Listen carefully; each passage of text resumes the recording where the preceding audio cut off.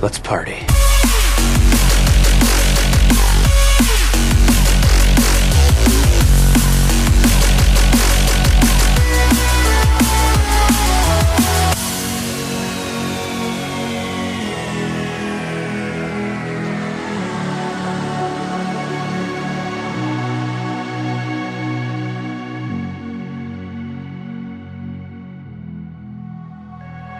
Hello friends, welcome to Party Loaded episode 203.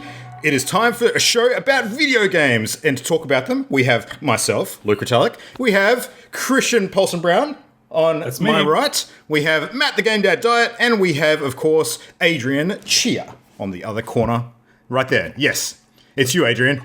We choose you. We choose you, Adria Chew. No, that doesn't work. Yay! Adria Chew. We need a better Pokemon name for you. It's Chia, the name. Chia. It's the Chia pet of Pokemon. Yeah. That's right. Absolutely. Well, I'm glad you've been able to pull yourself away from your shiny hunting to join us tonight, Adrian. I was a little concerned for a minute. Has he? Is he still going right now? Yeah, that's true. That could actually be the case. We'll check in on that. With his feet. Yeah. Check in on that a little bit later. I bought a Switch for each hand. I'm actually doing it. Yeah. Just Joy-Cons. One of those duck birds just doing it. Yes. Yeah. Perfect. If you can automate shiny hunting in a manner like that, I would be greatly impressed, and that would probably be a lot more people doing it. I'm not smart enough. It's the same reason I am doing it is that I haven't automated it. Fair enough. No, well, we're not here to chat about that tonight, hopefully. I don't know, are we? We might be. But we're here to talk about other games at least. So welcome to the show. We kick things off by doing a little bit of This Week in Gaming. So I think we should maybe fire this one over to Matt to kick off tonight. Because I know that you wwrapped up on Fallen Order. So yeah. Well, kinda. Okay. Mostly. Sorta. Where you at? Maybe. You still did so I may have actually gone and booted the game up on Jedi Grandmaster out of curiosity. Nice. And that's the highest difficulty level. Mm-hmm, mm-hmm. And I think I had actually said last week that I forget the name of the Ogdo Bogdo. Yeah, Ogdo Bogdo ain't shit. The fucking hardest boss in the game when I first played it was not shit this time around when I fought it. Mm-hmm. But I had actually put in a little bit more time every now and then in the last couple of days. Like not overly much. Like, I've already finished it. I'm not that engaged with it.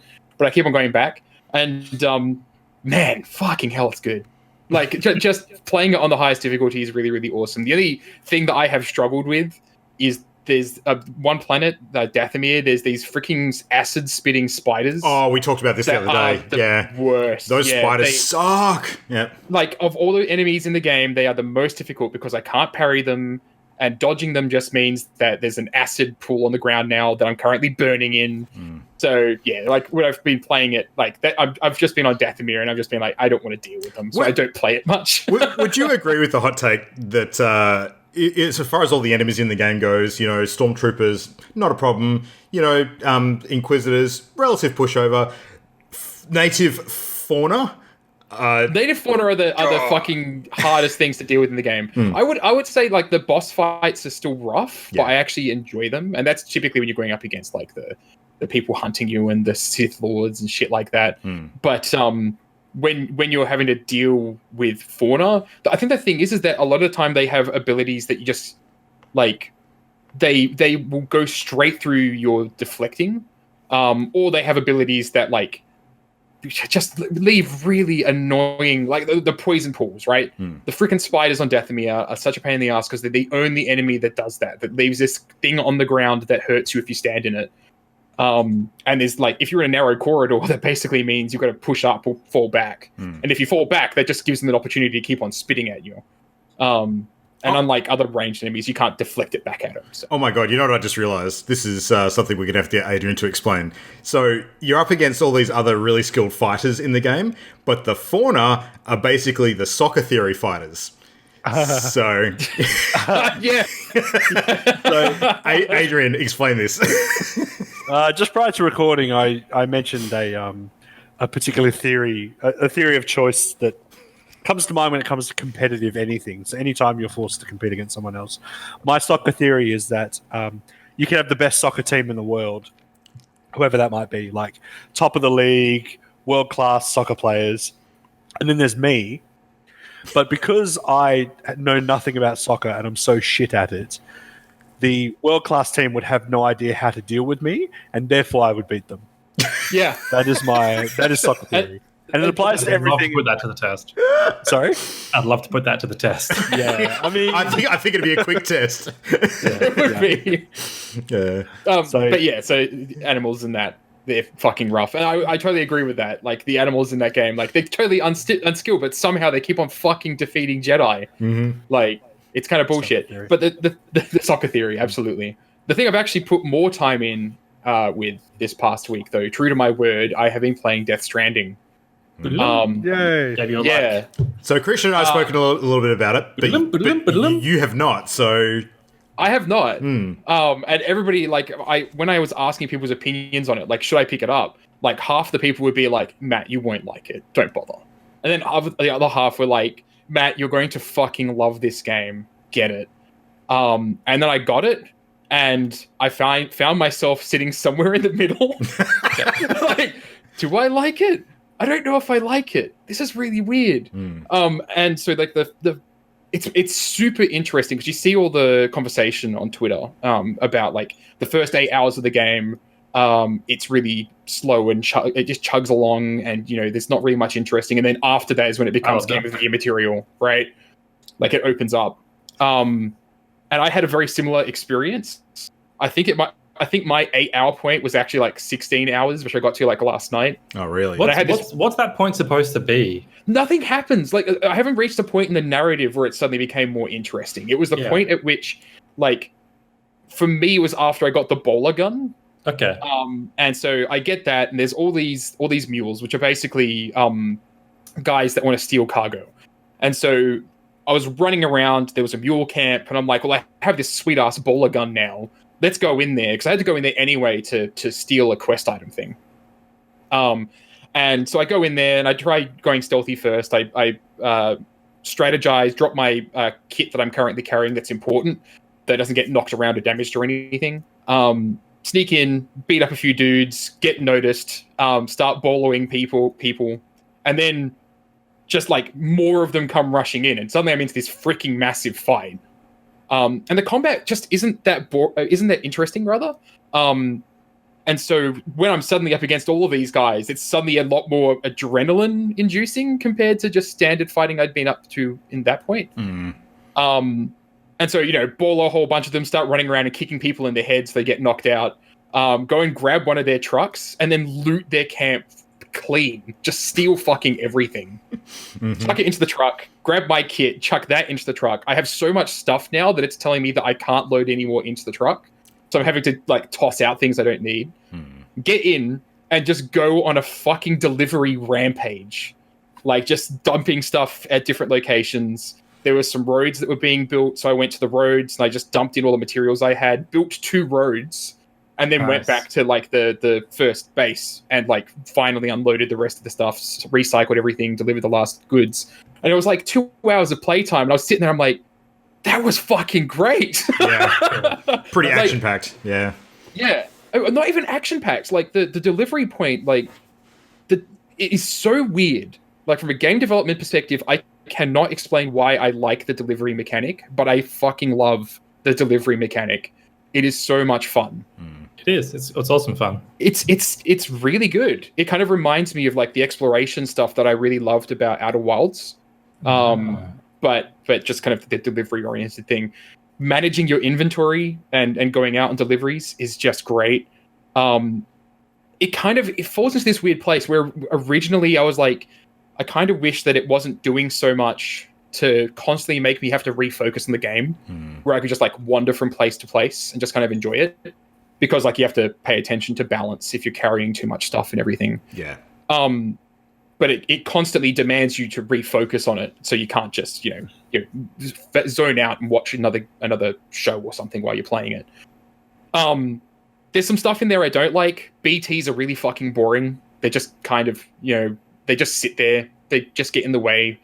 They cause you issues. They become exciting when you trigger them, but the goal is to not trigger them. So they're kind of like a stealth mechanic where it's just guards just standing, essentially, and you just have to kind of sneak around them. Yeah, they're more a factor of the terrain than anything else. They really are. Yeah. Yeah, they're kind of a factor of the terrain. The narrative is so dumb, but it's so dumb that I love it. Yeah. Like it's like an indie movie students, indie film students, like high budget B flick that's just galaxy brain schlock, and it's so good. Like I say it's dumb, but like there's a whole lot of narrative in there that's actually really fascinating, and I kind of like the mystery about it. Like they're talking about different things that have happened in the world, and it's like, oh well, maybe that's what's going on. So you kind of are guessing as to what's happening. Yeah, the world building is really interesting, but yeah, the plot is very kind of straightforward. Yeah, but the world building is very interesting, I think.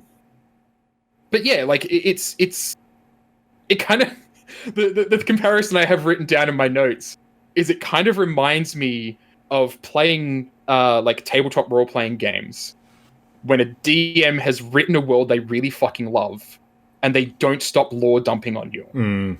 They're like, okay, so here's this really cool thing that I came up with, and I'm going to tell you all about it. Every fucking person in Death Stranding is that person. Like, there is nobody that won't tell you about how their week has gone and all the weird shit that has happened to them. You don't ask. Like, your character is mostly deathly silent, and you're just kind of like listening to all these extroverts while you're a just massive introvert that just wants to avoid everyone and deliver packages. That's every Kojima character ever, right? Like every Metal Gear game is famous. Every boss, when you defeat them, will give you like a 10-minute monologue about their life story, and then they'll finally die. Like it's that sort of same essence. I actually wonder for that reason what it would be like to play a Kojima game where the main protagonist just won't shut up, because all of the main protagonists that he's made in almost every game that he's known for have been like relatively silent or reserved in some way. Like I think Solid Snake is probably the most outgoing out of all of them. But even Solid Snake, he's just repeating what he hears with a questioning tone. Metal Gear. Yeah. Pretty much. But yeah, like it's I really like it. It definitely doesn't strike me. Actually, I'm gonna save that comment for later. It's really good. Like I thoroughly enjoy it. I'm gonna keep on playing it. I don't know if I'll finish it, but right now it definitely has me engaged. Like I really, really like it, and I want to see where the narrative goes, because as dumb as it feels, I like it. Like there's just like about it, and the delivery stuff is just super good. Yeah. So thumbs up. So we've got a call coming in. Wait, all right, cool. We're gonna cross live to someone who has finished it. This guy. Oh yeah. So yeah, I finished it during the week. I have like a 10 Twitter long tweet with some more elaborate thoughts on my Twitter at EGCPB. So I won't go into too much, but I'll just say I really love the game. I kind of like just bought in hook, line, and sinker into everything that I was fed in the game, like all the mechanics, all the dumb bullshit story and lore. I was just like, yep, just keep giving it to me. I'm down for it. I'm whatever. It's fine. I like it. It definitely has flaws, and there are some narrative moments, and there are some like directorial choices towards the end that I really think could have been handled a lot better. Just as far as like the pacing and the structure of the ending. But no, I really liked it, and I like that it's quite self-contained. It doesn't seem like it needs like necessarily sequels or like expanded, universe shit. Like it's quite a nice self-contained product, and I don't really want a sequel. So, but I'd be very interested to hear somebody else's thoughts if you, Matt, or Luke end up finishing it, to actually chat, maybe like a spoiler cast or something about it. Yeah. I will definitely finish the game. I've just been sinking time into it. So, but I mean, this is one of those ones I'm not going to leave, because I feel like if I leave it for too long, I'll find it harder to pick it back up again, in a way of like, I think the mechanics in particular are detailed enough that you don't want to kind of forget too much by taking a break. Yeah. I actually have something. Sorry, Matt, go ahead. I was going to say really quickly, like I've found it really interesting. Like I've not played a Kojima game before Death Stranding, and kind of coming at it from that. I don't think it's made me interested in playing Metal Gear, but like by itself, like I really enjoy it, and I would definitely be looking forward to another game by Kojima, but I don't know if I'd go back. Anyway, Well, that was just they've said they might make movies, so it feels like a movie that got game mechanics attached to it. yeah, That's what it feels like. He's also talked about getting back into the horror genre, and I very firmly believe that is a good place for him. I think that, yeah. Yeah, well, he hasn't really proven himself in that space other than PT, has he? PT aside, even if PT didn't exist, I think there's aspects to the way that his games come together that I think lend themselves very well to the horror genre, where in horror, like, you actually don't need to explain things too much, and in fact, the benefit is usually when you don't, because it leaves you sort of fearful of some of the things that could exist but you're not sure about, sort of thing. Yeah. That's definitely true, but I find that Death Stranding, again, this is more towards the end, it actually, I feel like it over explains everything in the game. Yeah, like, and horror games don't do that. It would force him to do something good. Yeah. But look, you mentioned not wanting to spend too much time away from Death Stranding because of having to relearn complicated mechanics. I'll just quickly mention that I did start replaying another game today. See if you can guess what game it is. So it's from last year. It was a very big title, a popular game from last year that I started but didn't finish. You started and didn't finish. Yeah. Matt didn't like it. Oh, Red Dead? Yeah. So I reloaded my old save from Red Dead 2, and having to relearn how to play that game has been an experience of just like how many different controls there are and how slow everything is. And what's really actually quite frustrating is in the game, when you go to the settings and go to controls, it shows you like the diagram with all like these are all the controls. The game seems to be bugged, and there are supposed to be two versions of it, weapon drawn and not weapon drawn, and it's supposed to like change between the two.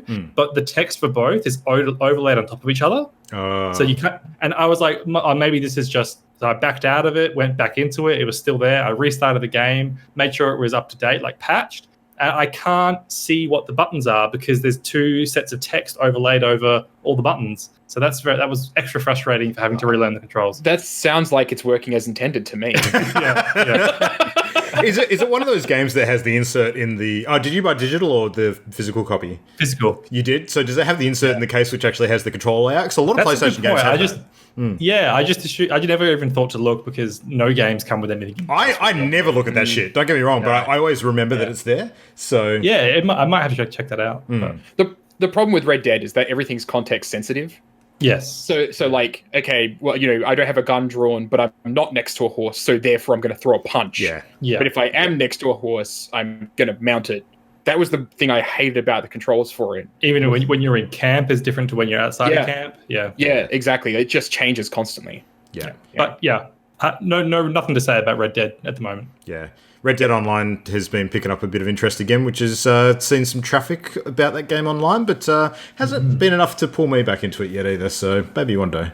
All right, Adrian, what kind of nonsense have you been playing this week? Because I've been hanging on to find out what the hell this is. Let's start by addressing the elephant in the room. The lack of shiny elephant in the room. Yeah. I have a prepared statement. All I will say is that I'm still shiny hunting. Oh my god. And I will say that I have done less than 102 hours, but more than 100. So 101 hours. That's how many hours I've been not playing Pokemon Sword and Shield, just farming. That's my entire Death Stranding and Pokemon gameplay added together. And that's just this week. It's gotten so bad that I think I'm starting to hallucinate Pokemon. I'm starting to see them everywhere, and I can't tell what's reality and what's not anymore. So if I start. For our dear listeners, there's some sort of shiny Pokemon that's appeared on the screen. You guys see that as well? It's not just me. No, they're just, I don't know, they're just coming out of everywhere. So, if you happen to see one later on and it's a different color to this one, let me know because I need to catch it or I'm going to go insane. That's been my life. There's been no change. There's been no update. Oh, no, there's one little update. I'm now double handling by breeding eggs at the same time as killing Pokemon. So while I'm farming them by killing them, I'm also breeding the same one. So I've got something like 500 eggs that I've hatched, plus the now over 6,000 Clobbopus that I've defeated. And to be clear, you've not caught one yet. No. No, wait. No, I don't have the shiny. I don't have the shiny yet. The hallucinations is that he's actually caught several. Yeah. No, will be shiny. One thing I did They've all been discover. shiny. One thing I did discover that put my mind at ease is there's actually a little menu in the game where it will tell you how many shinies you've encountered, Really? okay. That's good to know. and it is at 0. So That's you're very comforting. Yeah. yeah. So it's good knowing that at least I haven't killed. you probably look at that number and think to yourself, thank fuck. You look at that number, it says 15. What? I sent Adrian an eBay item link this week that was someone selling a shiny Clobberpuss. I was just tempted just to like buy it for him. It's like, there, have it. No, I wouldn't. I'd No, try. you need to earn it. Yeah, you gotta. But you could probably negotiate with that guy and say, instead of paying you, I will give you 101 hours of my life to do with whatever you want. Yeah. So I'm still on the hunt for a shiny. I don't know if I'm ever going to find it, but we'll see. We'll see how we go. It's right there. Yeah. So aside from that, I did put down my Switch to play a game that I had my eye on for a little while, but was caught up with other things. It's called The Legend of Bumbo. I don't know if you guys have seen this game. All I'm going to say about this game from what I saw, I went and looked it up, obviously, because when you told me, I was just like, what? And Yeah. I immediately got very strong Binding of Isaac vibes from this thing. Well, it's made by the same guy. Okay, cool. That would explain it. Yeah. It's a prequel to the Binding of Isaac. Oh, okay. That makes sense. I'd be surprised if you didn't get those vibes. Cool. It's literally a prequel to it. So, Legend of Bumbo. It's basically the quickest way to explain it. It's like Slay the Spire, but Binding of Isaac is the quickest way to kind of get it across. But the main mechanic of combat is not with cards; it's done with tile matching. So you've got at the bottom of the screen like a grid with a number of tiles. So it'll probably come up in the footage that's playing at the moment. But across this grid, there's only 4 icons. There's a poop, a pea, a tooth, and a bone. And and a heart as well. As you match these symbols, you then so say for example you match 4 bones, you then throw a bone at an enemy that's in the room, and the room is divided into 3 columns. So you'll have left, middle, and right, and enemies appear in those columns. They have a certain amount of health, and then depending on how many tiles you match at any given time, it will discern how many attacks you can do. And that's basically how it works. So if I've got an enemy in front of me, they're in the middle lane, they've got 1 health, I can match 4 bones, which lets me throw a single bone, and it does 1 point of damage at the enemy in the middle lane. And that's pretty much the minute-to-minute gameplay. There's other things like abilities and spells that come into it. I suppose one of the main draws of the game, in a similar way to like Slay the Spire or a lot of other games that have cropped up mimicking that new sort of genre, you move room to room and you can get new abilities. When you get to a treasure room, you can upgrade your stats, you can buy new items, and there's a boss at the end of each sort of short run. So you do 3 rooms in the sewer, then you move on to like the catacombs, and there's 3 rooms there, and you go through the game like that. It actually sounds a lot like Puzzles and Dragons, where it's a very similar concept, where it's like a match 4 on the bottom, and then like a monster battler on the top. Yeah, and you go through dungeons doing that. So there you go. Yeah, it's good. I mean, it's very hard actually, which is good in a way because it's similar to sort of Binding of Isaac. It's got that roguelite kind of vibe to it, and this is the same. There doesn't seem to be anywhere near as much unlocking of things as in Binding of Isaac. So anyone expecting there to be tons and tons of different items might be disappointed, because there isn't really that. There are unlockable characters, and different characters have different spells. And there might be more items to unlock. I've only sunk a couple of hours into it so far, but it is good. And it's also good because the game's so hard, I find it frustrating to play it for any length of time, because it does kind of shortchange you sometimes, where you'll enter a room and there will be like, for some reason, there will just be more enemies than you can handle, and you'll just get smashed for no real reason. It's clearly just RNG that was a particularly hard room.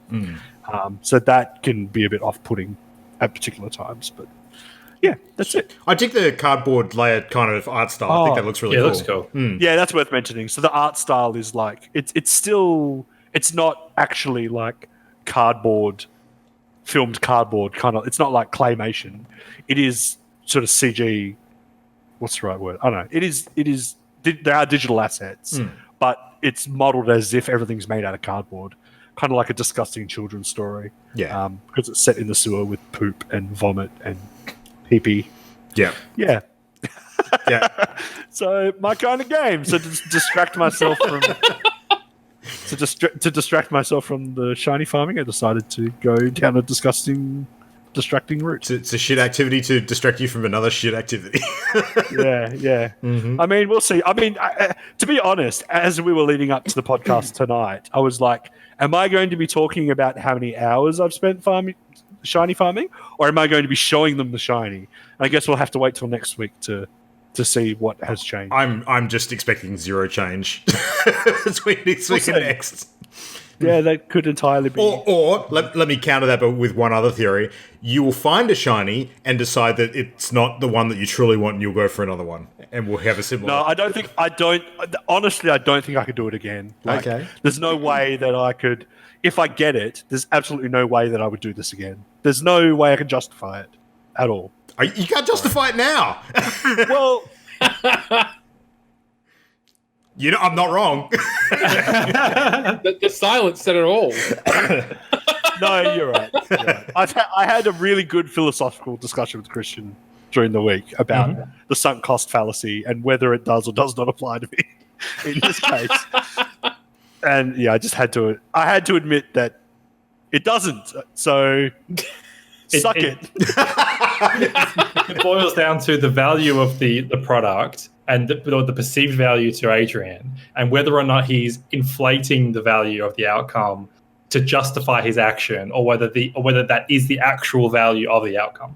Okay. Whether it matches the. But I'm so pessimistic that I don't put a lot of value in anything. So. But maybe you're obviously you're choosing to do the activity, so you are putting value in it. Otherwise, you wouldn't be spending your resources on it. What it really is on one side you've got sunk cost fallacy and all of the sort of mental kind of hooks that go with that, yeah. And on the other side you've got Adrian's a fucking idiot. So yeah, that's a big part of it. Yeah. The only way I've managed to actually keep going is by not only doing that activity. Like most of the time, like I've rewatched all of Flight of the Conchords. I've like exhausted the Bon Appetit YouTube channel. I've exhausted like the JonTron YouTube channel. Like this is what I've actually been doing while playing. So I have been doing other things, just not video game things while doing that. If you're multitasking, I guess that's something. Well, look, I can't criticize too much, so I haven't played a whole bunch of diverse games this week either, because not going to lie, it's the end of Destiny's season of the Undying, so I've been sinking a bunch of time into finishing stuff up there. But I did finish a game this week. And it's a game that I have mentioned on the show before, but I want to come back and talk a little bit about it, because this is right up there with one of my favorites, actually, given what I've experienced now that I've actually come to the end of it. And that is a Legend of Zelda Link Between Worlds. So I finally finished it this week, and I had a long, hard discussion with myself as to whether I would rate this above or below Breath of the Wild. Because I loved it so much. Link Between Worlds. Yeah, for different reasons. Like, don't get me wrong, it's a very different game. Very different for a lot of different reasons. But the reason why I felt so strongly about it was because okay, probably the best way I can say it is that Link Between Worlds takes a staple Zelda formula, which is the top-down formula that's been explored in a couple of games so far. You've got Link to the Past has done it pretty heavily. You've got the recent Link's Awakening that's also, very similar to that kind of vibe. Link Between Worlds doesn't take that and just sort of rehash it. It takes that and builds an entirely new way of playing a game on top of it that I think is divergent enough from that core formula that it doesn't kind of, I guess, overstay its welcome. It's something entirely on top of that and different as well, and makes it a really unique, fantastic, special game. And talking about the 2D, the painting mechanic aspect. Yeah, that's awesome. Like the main mechanic for this game in terms of the puzzles and the story is that you're basically hunting an evil wizard that turns people into paintings. Okay, and you have an encounter with this wizard reasonably early on, which it goes weird. and you get turned into a painting, but because you're wearing an artifact that sort of protects you to a certain degree, it actually allows you to pop out of that painting form and become like a 3D sort of person again. So it gives you the ability to interchange between the two as opposed to just being trapped in a frame like some of the other people in the world are being by this wizard. So, of course, that then forms the core mechanic of the game. You can run around and actually jump onto walls and sort of, walk around as a flat sort of object to access different areas and sort of, do different puzzles and stuff. But they took that to the extreme with regards to how inventive they got with some of the puzzles. Like, it was just absolutely awesome. It's also not just the puzzles and the dungeons in the game, it's also some of the fights as well. Like, particularly the boss battles. There's a few boss battles where you actually need to use the painting mechanic to actually succeed in battling the creature or do different things with it sort of during the combat.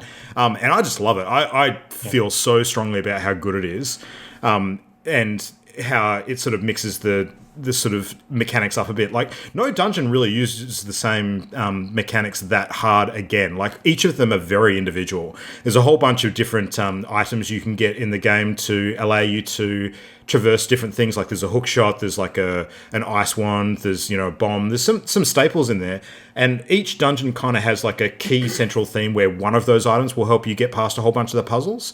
But for that reason, like, they don't tend to reuse a lot of the same sort of challenges. It's very unique in each dungeon, and each dungeon has like a distinct theme. That's not new to Link Between Worlds, though. The difference with Link Between Worlds to like Breath of the Wild, though, I feel, is that not enough of the shrines in Breath of the Wild were kind of following like a theme. Like, so I'm not saying it's the same with Breath of the Wild, but it's the same as almost every other Zelda game, in particular Link to the Past, because this game is a canonical sequel to A Link to the Past. It uses the same map, same enemies, and a lot of the same like dungeon tile sets as A Link to the Past. Just mixing it up with the new mechanics. I just feel the dungeons in this are way more sort of themed and a lot less generic. I truly think that. There's a water dungeon, a fire dungeon, an ice dungeon. Here's a good example: the water dungeon. Wind dungeon. The water dungeon doesn't rest on its laurels that it's a water dungeon. It actually has a whole bunch of different ways that you use that water that is different to any other sort of dungeon in the game. It's not just the environment; it's also the puzzles as well. I don't want to get hung up on stuck on this, but that's like the water dungeons in Zelda games are usually like multi-layer systems where you'll have like water that you're raising and lowering to get access to different areas. And that's featured in a lot of Zelda games, and that is unique to water dungeons. So I think it's Breath of the Wild is the huge exception where those dungeons are all very samey. The great beasts. But let me give you a better example then. So the water dungeon is maybe not the best example. One example I can think of is there's actually like a thieves' den, which is one of the dungeons. And when you enter this thing, there's actually like a bit of a narrative adventure that plays out where you actually have to find someone who was a former thief who's kind of done something wrong and been locked up. And you have to rescue them and then escort them out of the dungeon. And you can't access half of the puzzles until you actually rescue this person, because you actually need two people to be able to like step on switches and do other various different things. And that is just really unique and cool and factored into the story more than just like, oh, it's a different puzzle sort of thing. Yep. So that's kind of the example that I mean. But look, I think ultimately, yes, Breath of the Wild is the better Zelda game holistically, because it does a whole bunch of really cool, new stuff, and it's a modern era Zelda game, which of course counts for quite a bit. But Link Between Worlds, holy shit, that game's good.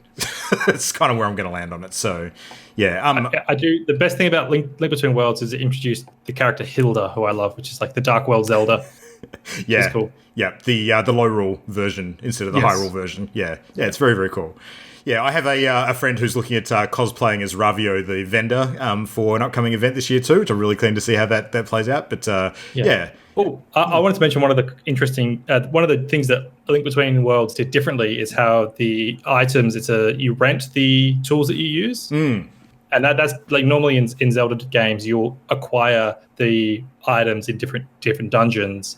But this one, you can actually choose to like rent the bow, rent the hook shot, that sort of thing, like quite early on in the game, and that's unique. Yeah, and the thing that allows you to do, which is also similar to Breath of the Wild, is it allows you to access a lot of the game's content in any sequence you choose. Yes. So yeah, it's very cool. I mean, you can't kind of just run for the end dungeon and ignore everything else, but you can go to almost any of the other dungeons and do them in whatever order you like, which I think is really cool. So yeah. But anyway, that's that. So this week's games. Let's move into some industry news. So Christian, let's throw to you for the first one this week. What do you got on the docket for us? Just a quick story about the Firewatch team. So that's Campo Santo. A couple of years ago in 2017, I think, or 2018, they were bought by Valve, and they had already announced their upcoming game in the Valley of the Gods. And it was kind of assumed that they would be finishing that game, but now it seems like most of the team have moved on to working on Half-Life Alyx and Dota Underlords and a couple other projects, and they've actually had to put in the Valley of the Gods on hold. And it's kind of dubious whether or not it will ever come out. I'm looking at their statement. I'm actually thinking that it'll probably never come out. It's a shame. It's a really good looking game, and it was only announced 2 years ago, so it's pretty recent as well. I think it was at the Game Awards that they first showed a trailer. Yeah. So I think it's an interesting kind of sequence of events where they were kind of like an indie darling team, Campo Santo, I think, where I can't remember the studio head's name, or I don't know who exactly it was, but there was somebody who was quite outspoken in the studio, and I remember seeing a couple of like controversies like they got embroiled in. They had a feud with PewDiePie. But now they've kind of just been absorbed into Valve and in the statement they talk about how it was totally their choice and they haven't been forced to do anything. That people are pursuing what they love, and it's just strange that they're choosing not to work on this game. Which interesting. Yeah, it strikes me as odd because like there's pretty well documented stuff about how Valve kind of works internally about like projects and that sort of thing, and I wouldn't be surprised if they're purchased by Valve, they're working on this game, they probably needed more people for it. The more people they needed for it, like they have to convince others to work on the project, and if they weren't able to get traction inside of Valve to actually expand it out to the sort of scope that it needed to be, it was probably less stressful to work on projects that were already just running. So I could see it being their choice in that respect. Yeah. But it's just kind of like the whole way that Valve works with the fact that people can choose what projects they work on sounds great in theory until, people kind of get together in bands and kind of like push agendas, which is essentially what a lot of people that have previously worked at Valve have said, kind of how it just functions. Like, you get cliques and those cliques kind of dictate what people end up working on at the end of the day. So it's really upsetting. They mentioned that, not the click thing, but the choosing. They mentioned that in the statement. So they said, you hear a lot about how at Valve you can work on what you want. It turns out that's true, and there's a lot of work available. As we integrated ourselves into Valve, it became clear there was a lot of valuable work to be done on Half-Life Alyx. Some of us started lending a hand and have since become full-time. Similarly, other people went on to blah, blah, blah, blah. So they talk about how that was definitely part of the process of being able to choose what they want to work on and choosing to work on other stuff. Yeah. I mean, honestly, I think a lot of people would struggle to turn away from the offer of being able to work on a new Half-Life game. Seriously. That does sound pretty attractive if it's going to be one. Some of them are just working on developing Steam, not even a game. Yeah, it's so weird to me. Like, we don't know. We don't know what happened behind the scenes, except what they say, and that they chose to work on it. So, yeah. I know. Really? No. Give us the scoop. I'm not going to tell you. Oh. Denied. Yeah. All right. Well, the other thing that popped up this week, which caught my eye, is something pretty cool, given that the other related game to this I played earlier on in the year and loved the hell out of, Resident Evil. So Capcom obviously working on more Resident Evil, because why the fuck wouldn't they after the success of 7 and the success of the Resident Evil 2 remake earlier this year. So there's been a lot of speculation for a while now as to what the next thing is going to be, like whether Capcom are actually working on Resident Evil 8 or whether they're going to do a sort of, rebooted version, like a redone sort of modern graphics, fully overhauled version of one of the earlier games like they did with RE2. The common theory has been, of course, that Resident Evil 3 would be the next obvious one to do, and it turns out that there's been a leak this week that indicates that probably is the case. So there's been some data pulled from the PlayStation Network from a site called GameStat, which actually takes stuff directly from the back end of the PlayStation Network, from what I understand. The store. The store, yeah. And so they managed to pull an image which looks like the cover of the remake of Resident Evil 3, which we've just got up on screen now. So You can It's like see three different images as well. Yeah, there's a couple because obviously Resident Evil goes by a different name in the Eastern markets. It's called Biohazard, similar to how Resident Evil 7 was called Biohazard as well, and they had the 7 incorporated into the word Biohazard differently to how they do in the word evil. But yeah, the cover features Nemesis, of course, who's the main enemy, the main baddie from Resident Evil 3, and a reworked look for Jill Valentine as well. So... Yeah, absolutely.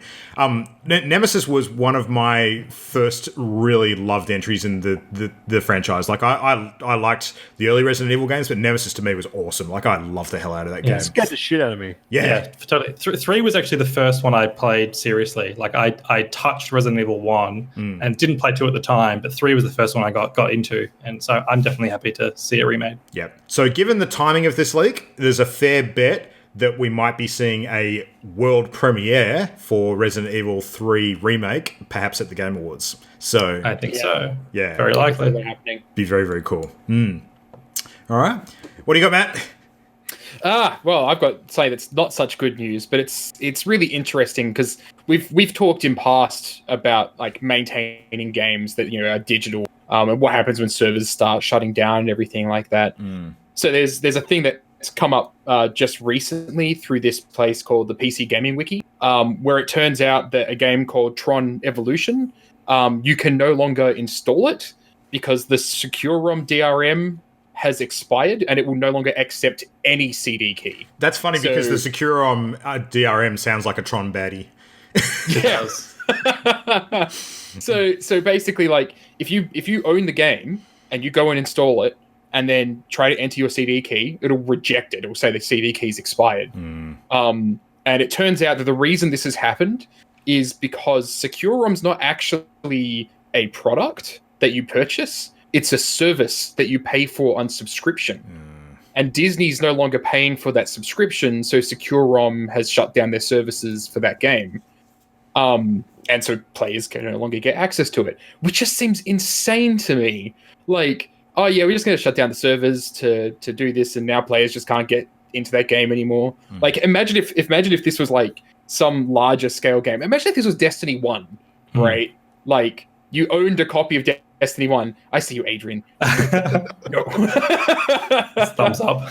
Like, people still play Destiny 1. They still go back and do those raids and everything. A large number of people, apparently. A large number of them, yeah. And so, like, even be considered people? Talk to me again when you capture your fucking shiny.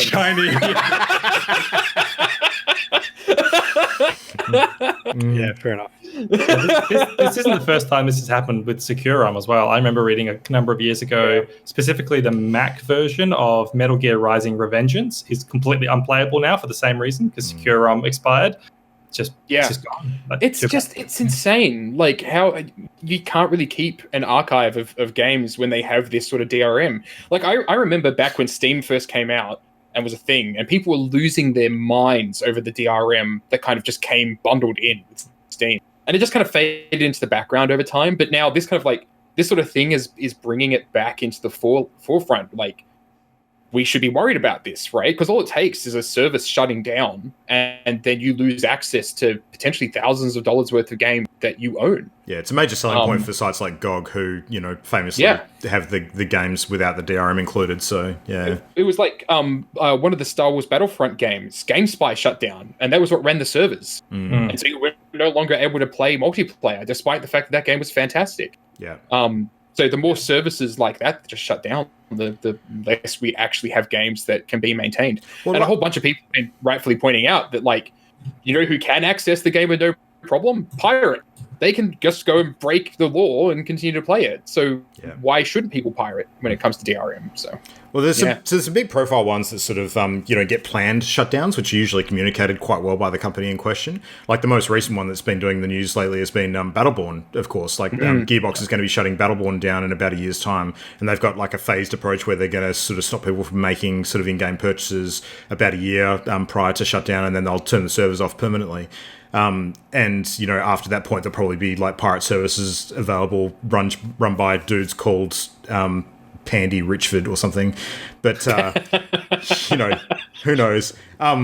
But yeah, the difference there is that they're well in advance. They're sort of forecasting what's going to happen. They're communicating with their players. They're not going to spring it on anybody sort of out of the blue. I think having still sucks though. Oh, it totally It sucks. does. Yeah, absolutely. But I mean, for the 5 people that actually give a shit about that game, yeah. Also true. You're not wrong. Yeah. Not even going to argue that point. Yeah. I mean, but Battleborn's not great, but it's no Anthem, so No. Yeah. Go listen to episode 172 for our long conversation on game preservation. Yeah. Like it's a topic that I'm passionate about as well. Yeah, absolutely. Cool. All right. Well, The issue that sorry, go on. Yeah, I was just going to say, related to game preservation, we can start to forecast some preservation topics for the future when we talk about our main topic tonight, some of the best games of the year. So ones that like I would actually like to look back on some of the stuff that gets mentioned in this list in years to come and sort of see which ones stand the test of time and actually stick the landing. So yeah, are we ready to move in? Is Adrian found his shiny? We give a chance to grab that? Not found a shiny. maybe the servers shut down on Pokemon, and that's why Adrian hasn't. Oh my god! The shiny servers. Yeah, Maybe. All right, it's main topic time. Christian, take us in. Go for it. Yes, it is time for the Game Awards. The game theme song. I'm I'm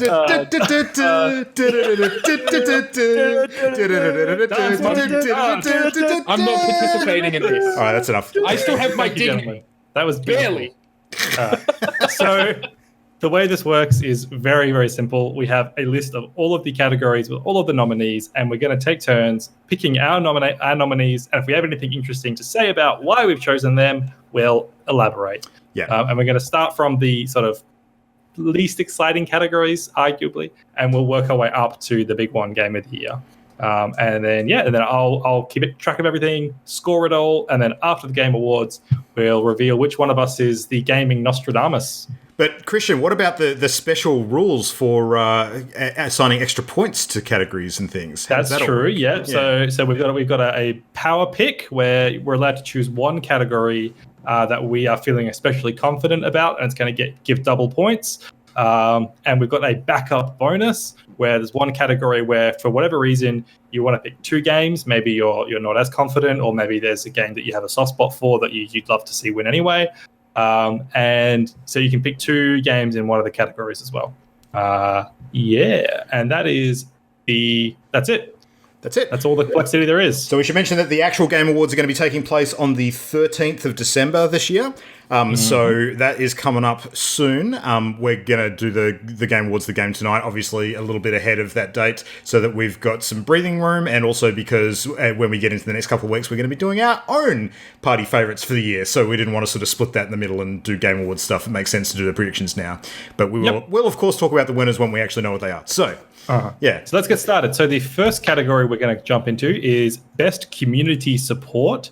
And our nominees are Apex Legends, Destiny 2, Final Fantasy XIV, Fortnite, and Tom Clancy's Rainbow Six The Siege. Let's start us off with Matt. What was your pick for Best Community Support? I went with Destiny 2. Destiny 2? Whatever the definition of community support is, it's kind of vague.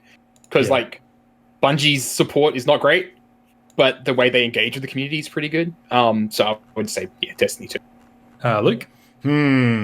I'm actually going to differ from what you may expect from me, and I'm going to say... we expect very little, don't worry. Yeah. Fortnite? You're going to say wrong. Fortnite? No, I'm actually going to say Final Fantasy for this one. Okay. Yeah. It has been a good year for Final Fantasy. Definitely. I've just got a feeling that when it comes to the community stuff for Final Fantasy, they've had a fair bit of good stuff going on, and they might get some recognition in this category this year. So, yeah. And Adrian? I mean, the obvious answer is Warframe. But considering they're not even in the category, I have no idea. I don't know anything. So I'm literally just going to 1, 2, 3, 4, 5. I'm going to just pick a random number without looking at the screen. 4. Fortnite. That's it? Yeah. Fortnite. Yep. Okay. Probably not a terrible guess. Probably not a terrible guess. Probably not terrible. I've gone for Destiny 2 as well as Matt. And the way I approached this was the best community support. I thought, which gaming communities seem the happiest about what's happened to their game or the state of their game? And it seems like it's been like good news for Destiny, kind of breaking free of Activision. Activision Blizzard, and sort of setting themselves up and kind of remodeling the game and relaunching it in a way. And people seem quite happy about that, so I've gone for Destiny. Mm-hmm. Cool. The next category is Fresh Indie Game, brought to you by Subway. Is that real? Yes, it's real. It's real. I wish it wasn't. It's Fresh But it's Indie Game, brought to you real. by Subway. And there is later on Best Independent Game, and I haven't actually looked into this. Can anybody tell me what the difference is between Fresh Indie Game and Best Independent Game? Yeah. I mean, one of them is sponsored by Subway, so maybe it's the one with the youngest children in it. No, the actual... God. The actual answer is that this is a renamed category from last year. I'm not saying it, Christian. It's fine. I'm not going that far. Oh god. No, last year this was called like new developer or something. It was like new developer on the scene as opposed to just indie. So yeah. Because I thought this was Fresh Indie Studio, right? Because then it would be different to Best Independent Game. Like it is Fresh Indie. I think it's called Emerging Studio or something. Is it? I have to look it up. Yeah. Yeah, quickly look it up. But I'll read out the nominees. So we've got Disco Elysium, Gree, or Gris, I think it's Gree. Gree. My friend Pedro, Outer Wilds, Slay the Spire, and Untitled Goose Game. And I'll just jump in first, and I'll say I picked Untitled Goose Game because that game, how could you almost how could you not? Yeah. Matt? Untitled Goose Game. Yeah. Very much the same reason. Adrian? Yeah, Goose. Yeah. And Luke? I actually have a problem with some of the nominees in this category. If, in fact, the guideline was that it had to be the first release from these companies. Yes. Yeah, because Untitled Goose Game by House House. Yeah, by House House. It's not their first fucking game. Is that the premise of the category? I suspect it is, but if that is the case, it is a flawed premise. So, because if I was gonna pick like best first entry, it'd be Disco Elysium with no competition. But it's not. An Untitled Goose Game's in there. Yeah. Yeah. So straight from the Mountain Dew Pope himself, it says, recognizing a new independent studio that released its first game in 2019. Yep. That's House has released other things. They released Push Me Pull You. Yeah. Now that all being said, Goose. So we're all on the Goose. Yeah. When they give the award, they should ask if they want it toasted or untoasted. Oh, nice. I see you did that. Adrian, that joke was extremely substandard. I'm sorry. So for reference, last year it was called Best Debut Indie Game. Yeah, see, like that'd be a completely different choice right here. Interesting. Next is Best Multiplayer Game. We have Apex Legends, Borderlands 3, Call of Duty Modern Warfare, Tetris 99, and Tom Clancy's The Division 2.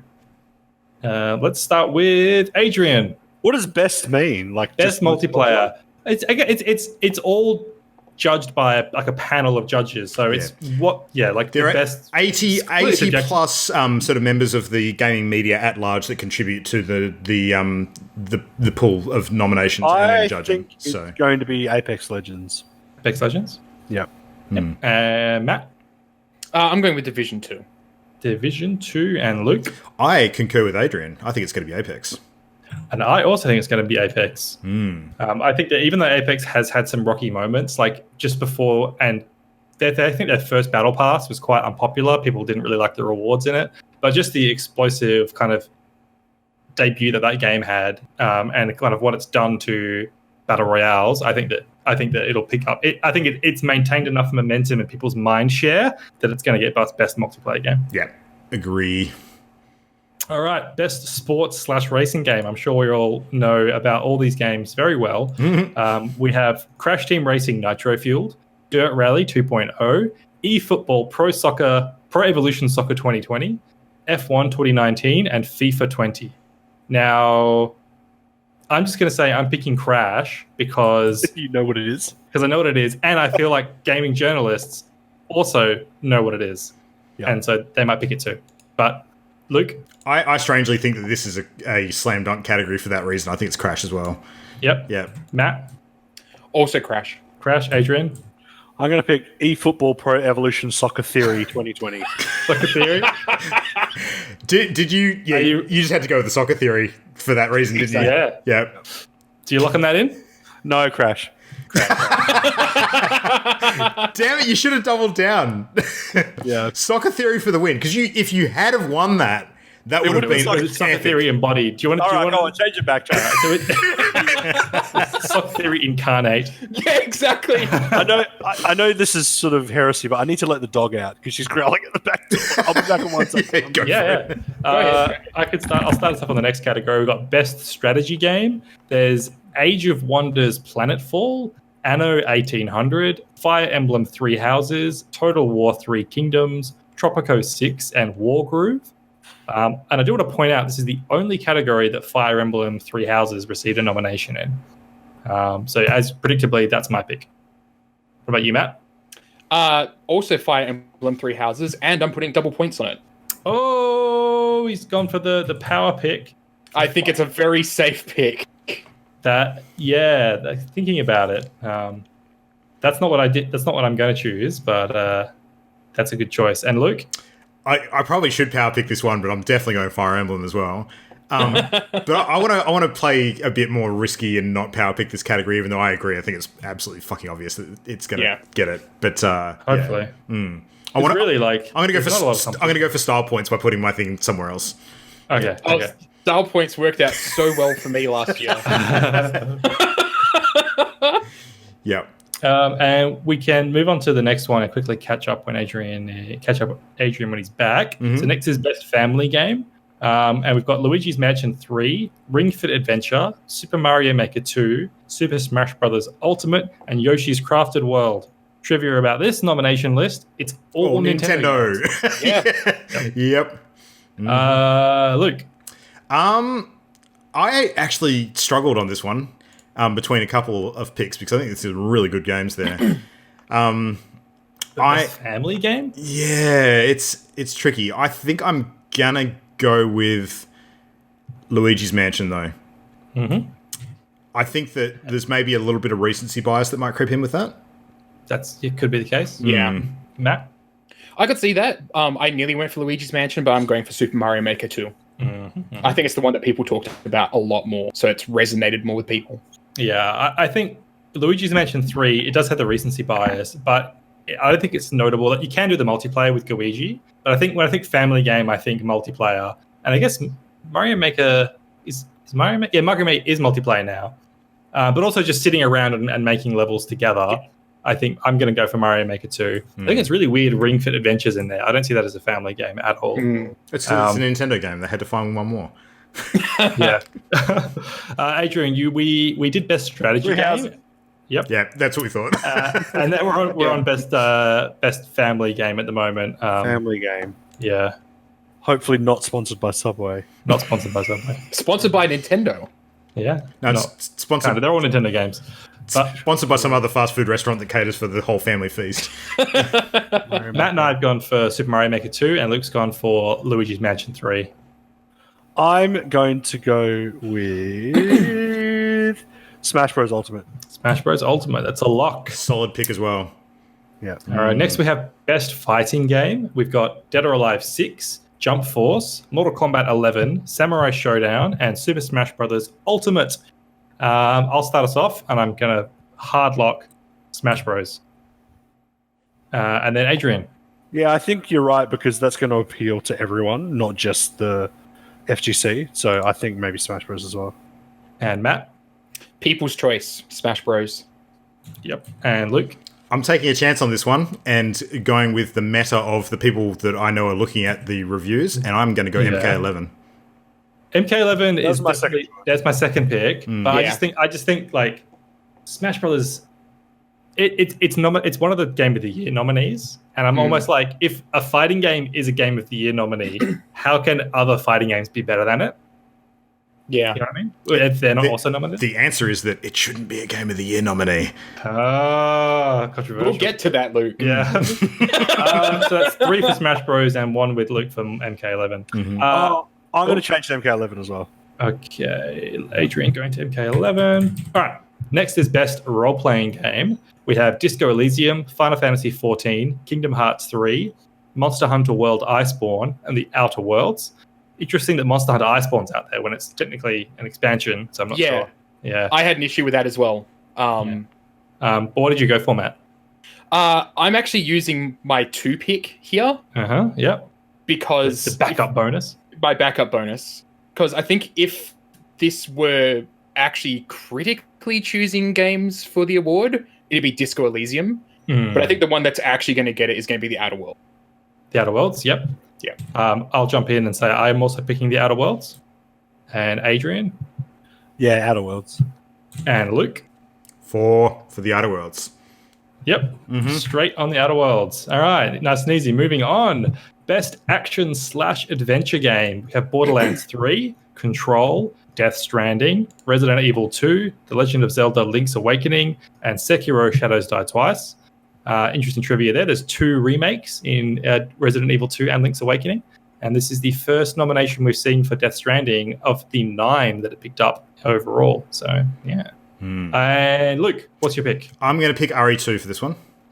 RE2 for Luke. And Matt? I'm going with Sekiro. Sekiro. I am also going for Sekiro. And Adrian? Sekiro. And I'm going to do my double points on it. Ooh. Double points? Yep. Nice. Okay. And sorry, did somebody say they were doing their pick 2? That was me. Yeah, so you're doing Sekiro, and what's the other one, sorry? Oh, no, sorry. I did my double pick last one on the role-playing games. Yeah. Oh, and it was Outer Worlds and what was the other one, sorry? Disco Elysium. Disco Elysium, that's right. Cool. So that's 3 for Sekiro. And I really hope Sekiro gets this one. Next is Best Action Game. We have Apex. Best Action and Best Action / Yeah, people. Yeah. The argument over the separation between action, adventure, and RPG. That's an argument that could go on infinitely. There's a GCAP talk that Luke and I went to. I think Luke went to this one, which was all about genre and how it's fucking stupid. Yeah. But you should watch that talk because it's freaking hilarious and it makes a bunch of really good points. Yeah. I think like most things in language, Adrian might agree, it's how it's used and what people understand. Language is descriptive, not prescriptive. Yeah, well, there was that whole point about Untitled Goose Games in the same category as Doom 2019 or 2016. Right, yeah. They are both delicious subs. I'll have the Doom sub with the Doom sub. Hey, I have had a Doom burger, I will have you know. Yeah, I've seen photo evidence. Best action game, Apex Legends, Astral Chain, Call of Duty Modern Warfare, Devil May Cry 5, Gears 5, Metro Exodus, and Adrian, you're up first. I say Gears 5. Gears 5? Okay. No reason. I'll jump on next. I'm actually going to go Devil May Cry 5 here. And then Luke. I'm going to pick DMC as well. And Matt. Also DMC. DMC. Let me just quickly check something. So far, there's been no category that we've all chosen differently on. We've all got someone's got a bed buddy in every category so far. See, for this one, I was almost going to choose Astral Chain. Yeah. I don't think as many people have actually played it. That was my thought as well. Yeah. It's one of those situations, like with many categories, where I think that one of the games is definitely sort of better, but it's more niche. Yeah. Yep. And for anyone who's not paying attention, the thing we should clarify as we're picking all of these predictions is we're predicting what we think is going to win, not what we would pick. Yes. So this is a totally different discussion to our predictions, not desires. Next is Best VR/AR game. We have Asgard's Wrath, Blood and Truth, Beat Saber, No Man's Sky, and Trover Saves the Universe. Now, does anyone know? So Beat Saber's on there. Is that because it came out in some form this year? Because it was out last year as well. It was released on a different platform in this calendar year, I think. Because it was originally PC and it released PlayStation just within this window, I believe. Maybe it was December last year and that counted. I think it was super borderline because I remember it being in one of the categories last year too. Yeah. So one of the things that I noted, Jedi Fallen Order isn't on this list. Yeah. It's nowhere, and it should definitely be. And it was only a week after Death Stranding. So I would 100% guarantee that it's because Beat Saber came out late last year. The cutoff was literally the day Death Stranding came out, from what I understand. So it'll be the same as Smash is this year, because that came out in the same window last year as well, in December. Convenient for Death Stranding. Yeah. Well, I mean, they would have organised their release with that in mind, I'm sure, because that actually does matter when it comes to game marketing. So, yeah. Yeah. I'm picking Beat Saber. Adrian? Yeah, Beat Saber. Matt? Beat Saber. Luke? I'm using my 2 picks for this one. What are you picking? I'm picking Beat Saber and Blood and Truth. Beat Saber and Blood and Truth. I've heard really good things about Blood and Truth. Yeah. So Blood and Truth, that was the full game that was released based off the London Heist demo from the PSVR demo disc. I did hear good things. I'm still yet to play it, and I really want to. So maybe over Christmas, we'll see. Next is Best Mobile Game. We've got Call of Duty Mobile, Grindstone, Sayonara Wild Hearts, Sky, Children of Light, and What the Golf. This time Luke can start us off. I am picking What the Golf for this one. I am also picking What the Golf. Matt? I'm also picking What the Golf. Adrian, are you picking What the Soccer? No, I'm using a random number generator. Number 4. What's that? Sky, Children of Light. Has anyone heard of that game? Yes. Honestly. Okay, all right. Yeah, I have heard of it. I have not. Look, I honestly think that Sayonara was a good chance for that one too. Sayonara didn't get good reviews. And Grindstone, No, I've heard. Sayonara was very sort of divisive. Yeah. And also I think more people played it on console than mobile. Yeah. Okay, that's true. I chose the one that made it onto my Twitter timeline a lot. Yeah, also fair. So Next is best independent game. We've got Bubba Is You, Disco Elysium, Katana Zero, Outer Wilds, and Untitled Goose Game.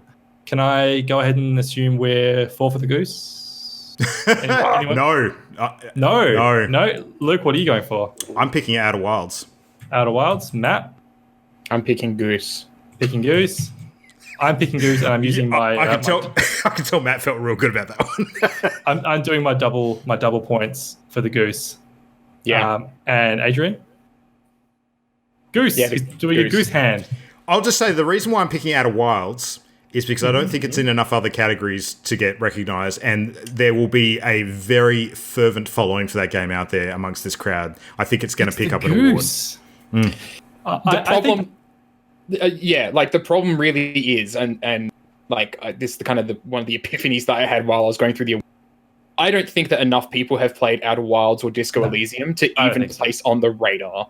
Yeah, everybody, people will choose the fucking meme. They will go for the goose. This just reminds me of high school, when they made high school counselors and the students were the ones who voted. It's just the popular kids who are going to get the. Of course, get the position.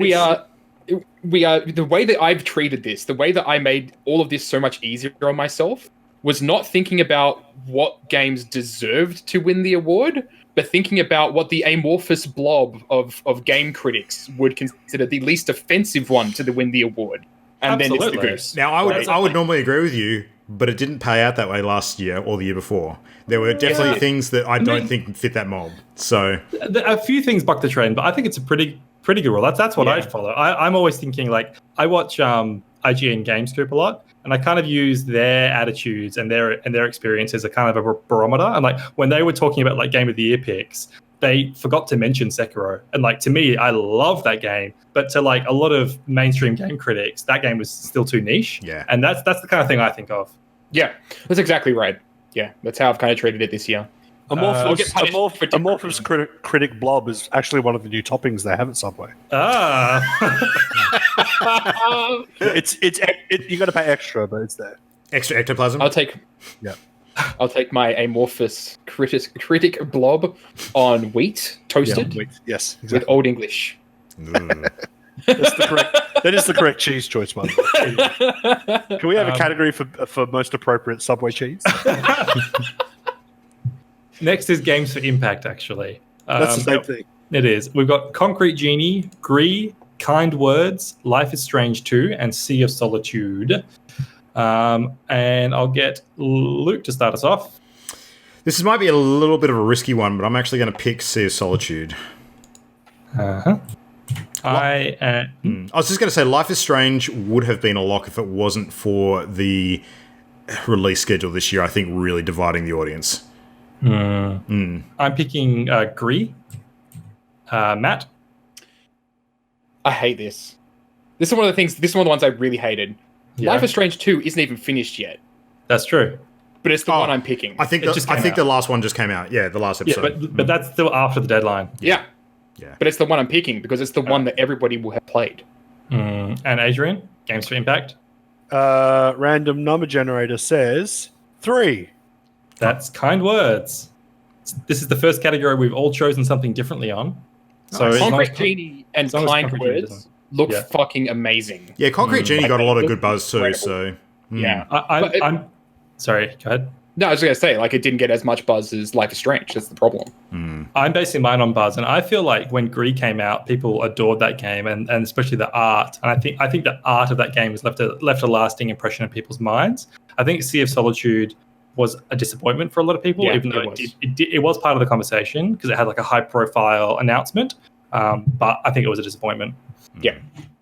All right. Next is Best Performance. And we have Ashley Birch as Parvati Holcomb in Outer Worlds, Courtney Hope as Jessie Faden in Control, Laura Bailey as Kate Diaz in Gears 5, Mads Mikkelsen as Cliff in Death Stranding, Matthew Peretta as Dr. Casper Darling in Control, and Norman Reedus as Sam Porter Bridges in Death Stranding. And I just want to say that it is criminal that Norman Reedus got nominated. Personally, I feel like his acting is not stellar. It is bad. Yeah, and the guy who plays Die Hard Man, Tommy L. Jenkins, yeah, late in the game, 100%. Yeah, I mean, you can tell from the start, but he has some scenes late in the game that are very, very different to anything else that he said, any of his other scenes in the game, and they are outstanding. And it's criminal he didn't get nominated. Yeah, 100% hard agree. But I am actually choosing Ashley Birch for this category. Matt? I'm choosing Courtney Hope. Courtney Hope. And for me, it was actually between the two Control entries because the one with Matthew Peretta, holy fuck, he's great. He's really good. But I think Jesse got a lot more screen time. So yeah. And Adrian, You just put Matt's pick in my column. I did. Thank you for pointing that out. Adrian's going to win with all my picks now. Damn it. No, that was the only one. I think. That was the isolated pick. Yeah. All right, my pick is Random number generator says 3. Laura Bailey as Kate Diaz. And Luke. People love Mads. Yeah. Yeah, people do like Mads, but I think that What? Mads Mikkelsen, the actor from Death Stranding. I think that Death Stranding is very divisive, and Mads Mikkelsen doesn't have a lot of screen time, and especially not early on. I think a lot of critics might not have finished the game.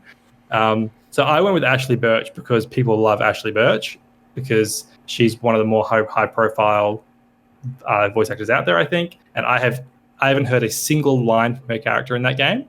I have no idea who she is, but I know people like Ashley Birch, so I'm picking that. So on the first point, I think Death Stranding's actually not as divisive in this audience as you believe.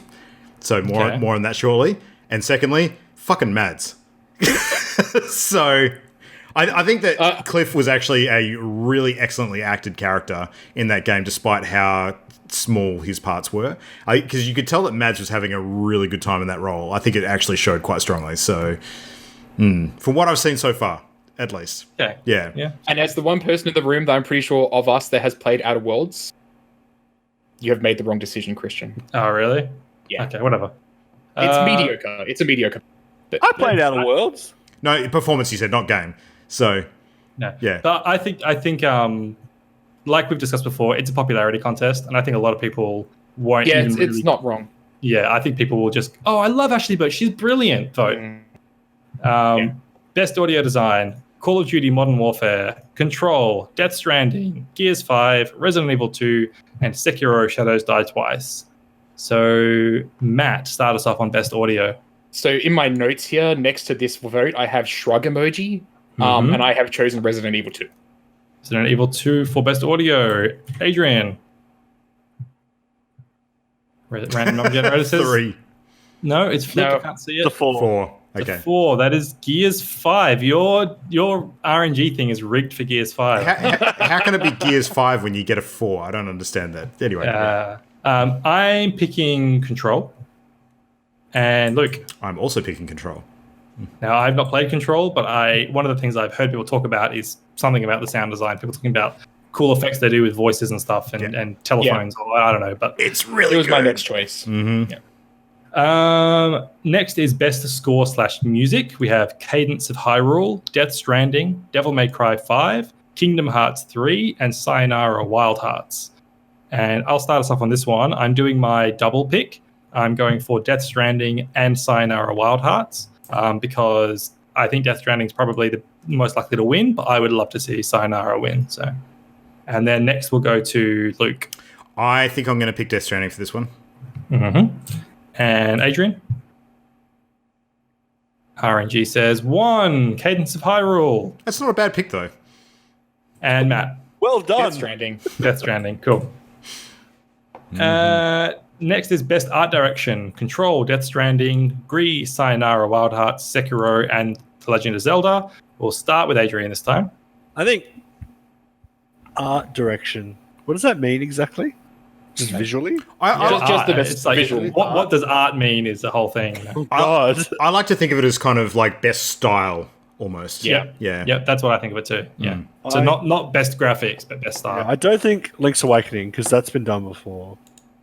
Sekiro might be too niche. I don't know what Wild Hearts is, or Gree, or Control, so I'll pick Death Stranding. All right, Adrian's going for Death Stranding. Matt? I'm going with Control. I think that the brutalist art design stuff was like really good. Yep. That'll catch people's imagination. So, Luke? I struggled big time with this one, actually, and I think I'm going to pick Control too. I was considering for quite some time whether Sekiro might get a nod in this category, but my sense is that the art style for Sekiro is a little bit too rough and gritty for most people's tastes in this particular audience. So I agree. Yeah, Control, I think, will be the safer pick for me. I was debating between Control and Zelda because I think that the like tilt shift focus thing that Zelda has done with like the toy aesthetic, I don't think that's been exactly done before. But I think that maybe the poor performance might factor into that if people are thinking of art direction as like presentation as a whole. So I'm going for Control. Next is Best Narrative. We have Plague Tale: Innocence, Control, Death Stranding, Disco Elysium, and The Outer Worlds. And Luke, start us off. I think I'm gonna have to pick Control again for this one. Yep. Adrian. RNG says 2, Control. I will pick. He's in control. Do I want to change? I don't actually. What am I picking? I'm picking Control. And Matt? I'm going with the one that I want to win. I'm going with Disco Elysium. Disco Elysium, okay. Because it's the right choice. I agree. It just won't be the popular I agree choice. it may be the right choice, but I don't think enough people have played this game. Nope. All right. Getting towards the end now, I need 3 more categories. We've got Best Ongoing Game, Apex Legends, Destiny 2, Final Fantasy 14, Fortnite, or Tom Clancy's Rainbow Six Siege. And Adrian, start us off. I'm going to go with Destiny 2. Destiny 2 for Best Ongoing. I think for the same reasons that you mentioned earlier. I think they've turned it around and people are happy. Yeah. I am going to go for Destiny 2 as well. Matt? I'm going with Fortnite. Matt's going with Fortnite. And Luke? I'm doubling down on Destiny 2. There is no fucking chance that anything else is winning this category. Doubling down as in your power pick? Lock it in, Eddie. Awesome. Lock it in. All right. Next is Best Game Direction. We have Control, Death Stranding, Resident Evil 2, Sekiro, and Outer Wilds. I'll jump in and say I'm going for Death Stranding because I think that for all the criticisms that game has received from some critics, I think that people do respect the craft of that Kojima has done, and they do like the direction and the originality of it. So Luke. If there was ever a category where the measure would be made for how big the Kojima boner is, it'll be this category. So I'm going Death Stranding as well. Yeah. Yeah. Matt? I struggled with this one a lot. Just because of the fact that I think that Control was better directed. It's much more coherent. And it doesn't take 8 hours to actually start making a little bit of sense. But I'm also going with Death Stranding. And Adrian? Yeah, same. All aboard the Death Stranding train. And lastly, the big one, Game of the Year. We have Control, Death Stranding, Resident Evil 2, Sekiro Shadows Die Twice, Super Smash Bros. Ultimate, and The Outer Worlds. A little bit of trivia before we get into it. Of these, the game with the highest Metacritic score, what do you reckon it is? Just off the top of your head, which of those games has the highest Metacritic? I'm not going to answer that question because I know the answer. Okay. Smash. Yeah, it's Smash. It's Smash. Smash has the highest, followed by Resident Evil, and Death Stranding has the second lowest. Outer Worlds has the lowest, then Death Stranding. But yeah, so that's just a little bit of background. But let's actually start with Adrian. What's your pick for Game of the Year? I'm doing double pick. Yep. I'm doing, I don't know, Death Stranding.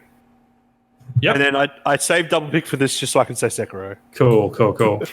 And Matt, Game of the Year. Resident Evil 2. Resident Evil 2. Luke, Game of the Year. For me, this category came down to how much will the remake aspect of Resi 2 cost it. Mm-hmm. And my answer is not enough. I think it's going to win. Yeah. You think it's going to be Resident Evil 2? Yeah. So yeah, that's so I mentioned in our chat beforehand that I had some difficulty with all of the games. So I think Outer Worlds suffers a bit because people did seem to say it was middling, but the intro was fantastic, but it was middling, and it's not it's an independent game, right? So it's not didn't have a huge impact. Smash Brothers, it's a party fighting game. Sekiro is a niche Souls game. Resident Evil 2 is a remake. Death Stranding is divisive. There are people like IGN gave it a 68. And Control was the one where I was like, people seem to love this game, but it didn't sell well. And I don't even know what it is. What is it? I don't even know what Control is. Third-person sci-fi action game thing. Yeah. By Remedy, makers of Alan Wake. Yeah. So I'm actually still deciding as we speak between Death Stranding and Resident Evil 2. Because for me, it's how much is the Kojima boner? Like, are people going to vote for Death Stranding because they think that's what Jeff Keighley wants? That's no. And the interesting thing about the interesting thing with this, I think, is that no matter I think Death Stranding overall is going to pick up a bunch of awards. Okay. And I think that for every award that Death Stranding picks up, regardless of the fact that Jeff Keighley himself has not been involved in the voting or nominating of these games at all, he's actually outside of that circle. I think that every single award that it picks up is actually going to cost him in terms of credibility, regardless of that, because people don't understand that. So, yeah, unfortunately. My justification on how I voted here was which was the one that was going to kick up the least amount of stink when it won. Because all of these games were going to kick up a stink, but I think that Resident Evil is the one that was most universally liked. Yeah. Whereas Death Stranding winning Game of the Year, it would kick up a stink. And it's also the one it's super divisive. I just don't think it can win. This is the thing I was going to say earlier. It does not strike me as Game of the Year material. I don't know. I've ended up going for Resident Evil 2 as well. But I do the remake thing does trouble me. I personally have no problem with it, but I do feel like there would be a lot of critics who balk at voting for a remake. I only think that the people in this particular circle understand that it is enough of a made-from-scratch game that it shouldn't be penalised like that. I mean, it's played from a different perspective. Like they did the over-the-shoulder thing instead of the fixed perspective. It is a very different game. The funny thing about Game of the Year this year is that, quite frankly, in my opinion, all of these are not great. Yeah, I think I completely agree. I think it's been a very weak year. It's been a very, very weak year. And the thing that kind of strikes me the most is that I had way more trouble picking when I was picking my choices. I was having way more trouble picking from the indies than I was having from these. I think that the indie representation this year has been incredibly strong. And I think that if you had a couple of indie games in that list, if you had Untitled Goose Game in that list, it'd be a very, very interesting game of the year. Oh, Yeah. no, that's the thing, though. It doesn't belong in that list. So Some people would have voted for it. It would have gotten some votes. It definitely would have. Luke? Okay, here's a related question for you, which I actually want to throw out there honestly. What do you think is missing from the Game of the Year nominations list? Because I feel that there's at least 2 games that don't belong on that list, and I would like to replace them with 2 games. So if you had to pick something else that belongs in there, what would you say? Fire Emblem, personally. That would be one of my picks, for sure. Yeah, Fire Emblem definitely should be there. And I can't think of another one off the top of my head. See, this is the problem, right? Like, am I answering this question based upon what I think the critics would choose or what I would personally choose, right? Critics. Because if it was Critics, yeah. because in that case, I don't know what else would go on there. Yeah, what's your other one, Luke? I'm actually surprised that Outer Wilds wasn't on the list, honestly, based on some of the buzz I heard about that this year. No, it was not going to go on that list. Critics don't give a shit about it. I think Fallout 76 should probably. No, Outer Wilds. I adore it, and like I wish that there was categories in here where I could have picked awards for it. But you got to remember I haven't played Outer Wilds yet, so this is entirely based on my understanding of industry buzz. So it's industry side. There is a massive buzz around it. Critics side, it's okay. One of the things that I went and did out of curiosity, I was going through, and I wasn't just paying attention to Metacritic reviews, but also the number of reviews that games got on Metacritic. Yeah, and Death Stranding had more reviews than a lot of these games had across all their platforms. Like, it is the most played game. And then you go and look at the reviews on Outer Wilds, which is on a single platform. It's like 26 reviews. Okay. Death Stranding has 4 times that. Like, they aren't gonna. The reason why games like indie games don't make it is just because they just don't get played. Like, they just don't get paid attention to by the big kind of review companies that are doing this shit, right? And there would be like 1 or 2 people in there that review it, whereas like Death Stranding, like you'll end out with a whole, all of Kotaku will have played Death Stranding. My only sort of argument to that is that I think in this particular circle, like it is 80 sort of outlets / reviewers that, the industry's small enough that a lot of these people talk to each other. And I think that the ones that have very strong, sort of fervent, frothing at the mouth views about some of these games actually are able to influence others, even if there hasn't been that many sort of actually doing the reviews themselves. So, when you start seeing some of the big names in the industry actually going out on social media and like absolutely going to bat for some of these titles, like I can't remember the exact names, but I know Danny Dwyer was really strong on Outer Wilds. I think Jason Schreier might have been one of the ones as well. A couple of other sort of senior people in some of the big sort of news sites I saw going out to bat for it mid-year. Yeah. And I think Rami Ismail might have been one of them as well. Oh, absolutely. Yeah. And that sort of stuff I don't think is like inconsequential. I think that actually makes a difference when it comes to remembering games at this time of year. I want to believe that. I would love to believe that. And I would love to have Outer Wilds on the top on this list for Game of the Year. But of those 80 people that are reviewing it, I would be surprised if even 15 of them had played Outer Wilds. Yep. It's funny because of those people you mentioned, I've muted 2 of them on Twitter, so I don't know what they say. Fair enough. I'm not going to say which ones. But I do totally agree, Matt. You said earlier that it's quite a weak year overall, and because the problem I had picking was that I don't really think any of them like stand out. Like it's not picking between a list of amazing games that all deserve it. It's trying to find the one that I think will like. It's like what I said earlier. It's process of elimination more so this year. Yeah. It's also for me. I had said this on Twitter before. It's AAA Game of the Year. Yes. And that's kind of what stands out to me. Unstated premise there. So what do you all really want to see not win Game of the Year? If you have to pick? I really don't want Smash to win. I don't want the Outer Worlds to win. I don't want Resident Evil 2 to win, so Christian will be angry at me. Quite honestly, I also don't want Resident Evil 2 to win because I do have that little bit of squickiness about a remake, but I do also respect the strength of that remake, right? Like, but quite frankly, I could say I don't want any of these games to win. I think Resident Evil 2 is the best crafted game on that list. It's the most like neatly precisioned instrument on there. It's the most universally liked, I think. Yeah. I think I'd be a little. I'd like Sekiro to win, but I'd be a little disappointed if Smash won, but like I could live with it if it happened. So so the one game on there that I want to win is Sekiro. Interesting. But, like that is the only one on there that I think really kind of deserves it. Yet it's almost one of the games that I'm absolutely certain won't. Yeah, so it is because of the fact that it's divisive. Not like with that attitude. it could be a surprise if Sekiro actually won. That'd be great. I'd actually be really happy with that. Yeah.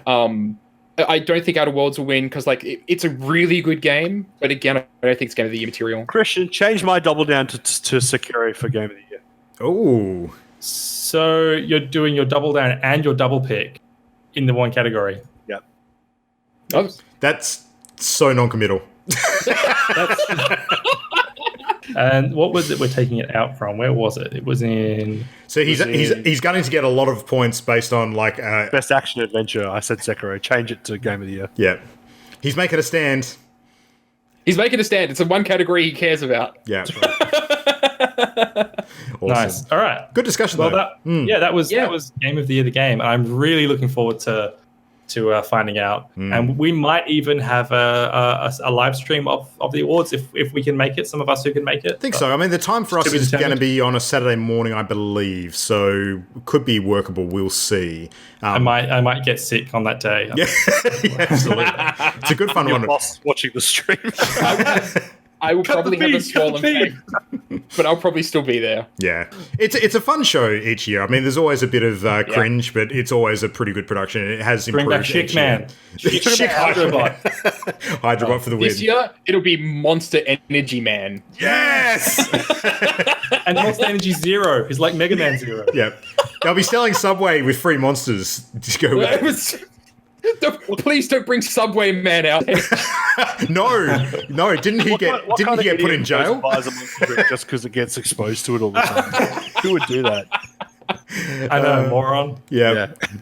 All right. Well, anyway, at the risk of overexposure. All right. Thanks for organising that, Christian. That was good. I'm very curious to see how that plays out. But I mean, obviously, anyone who has been paying attention tonight, you probably got your own picks, your own sort of predictions for where this might actually land.